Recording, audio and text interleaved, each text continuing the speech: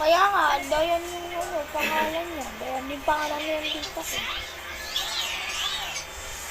So, may nag-comment na bakit hindi ko ba't hindi ko nagkakama yung mga pinsan ko sa content ko? Well, that's because hiyain po sila. Si Dayan po, si Rainiel, si Russell, at ang pinang ate, si Ate Layla. Ano siya?